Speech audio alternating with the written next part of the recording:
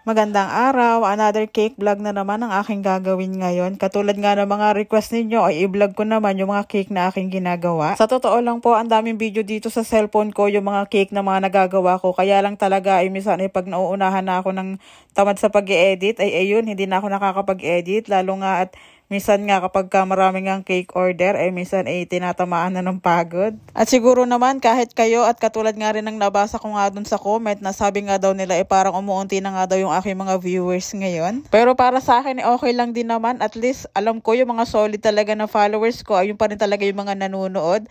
At least kahit papaano ay medyo nababawasan yung mga basher natin. Charot. Mas okay na rin kasi na kukunti yung nanonood, at least alam mo na solid followers mo yon kaysa naman sa marami nga ay puro mga basher naman. Anyway, ito nga palang cake na ginagawa ko ay order to. Ito ay repeat order na ulit ng aking client. At simula talaga nung matikman nila yung aking cake, ay dito na talaga sila lagi umu-order. Although wala dito yung pinaka-umorder talaga nito at nasa ibang bansa, ay yung mga nandito naman, yung mga anak ang nakakatikim ng mga cake na ginagawa ko. Halos marami na rin sila na order na flavor sa akin. At eto na nga pala yung cake, tapos na. Ayan o, diba? Ang ganda rin naman ng pagkakakulay at saka ako'y gandang-ganda rin sa pagkakadrip ko dito. At ang flavor nga ho pala nito ay butter vanilla cake. At ang size naman yan ay 7x3 lang yan. Madalang na rin ako mag-offer nito dahil nga ako'y nabababaan nga sa cake na ito. At yun nga, ang in-offer ko sa kanila ay yung aking 6x4 na ngayon, na medyo mataas naman siya kaysa dyan. At ayan, maraming salamat po ulit sa pag-order nito. Ayan, tingnan nyo naman,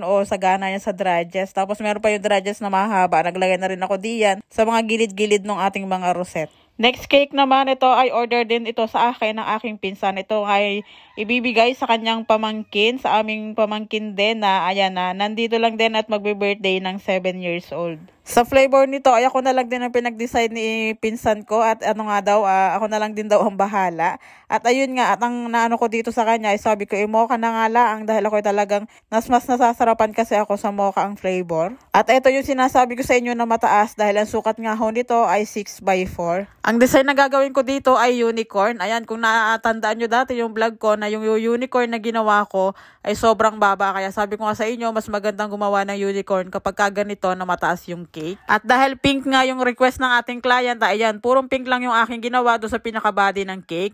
Tapos dyan sa pinaka-design, nag-rosette lang ako dyan ng purple at saka ng blue. Medyo napatingkad lang yung aking blue pero okay na yan. Carry na yan kasi nagbagay din naman. At dito naman, ayan nga, naglalagay na nga ako ng mga topper nito o yung mga design nito. At ayan nga, nung time na yan, ay naglalagay na nga ako ng mata niyan. Bakit nga ba ang mata ng unicorn ay nakapikit? O, diba ang cute? At eto naman, ayan yung nilalagay ko. Ay, ano bang tawag diyan sa anong yan? Basta yan na yan. Nakikita nyo, tapos mayroon siyang dalawang lobo. Ganyan kasi yung pinagsampulan natin, ganyan yung design na binigay sa atin. At ayan nga, yung pinaka-topper niya, yung happy birthday. Ayan, balik-kambal kasi yung may birthday, kaya ganyan, dalawa yung celebrant. At nakapaglagay na rin nga pala ako diyan ng dredges. Ayan, white at saka silver lang naman ang aking inilagay. At doon sa may pinakagilid, ayun kung napapansin nyo, meron din tayong chocolate bar dyan na kulay violet din. Nakakain naman yan, para siyang candy. Ayan na, tapos na, diba? Ang simple lang niya, pero ang cute niyang tingnan. Ito naman next na ginagawa ko ay ito ay number 7. At dahil nga ito ay bigla ang order din lang or parang 1 day ata bago yung celebration. Ayan, wala akong number 7 na molding na pang baking. Kaya ayan, nag-ano lang ako dito. Nag-bake ako dun sa aking medyo malaking pan.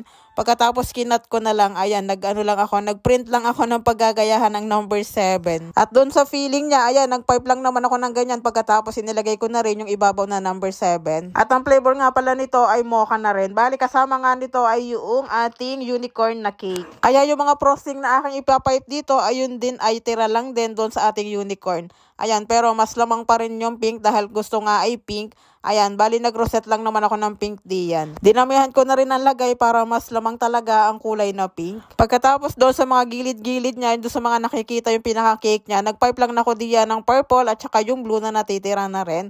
Ayan, inubos ko na lang din dito lahat kasi wala rin naman akong paggagamitan. At sa topper niya, nagprint lang ako diyan ng happy birthday at eto nga ang unicorn na pang topper lang din dito. Ayan, bali pinaprint ko lang naman yan. At ayan, natapos na ang ating number 7 na unicorn. Naglagay na rin ako diyan ng mga dredges. Bali, ang size nga pa ho pala nito ay 10. Malaki ho ito at kaya 10 ang size ng ating number 7. At ayan, tapos na ang ating cake. Maraming salamat pinsan sa pag-order nito. Ito man ay late upload na dahil nga ngayon din lang na-edit. Yun lang, salamat sa panonood. Hanggang sa muli.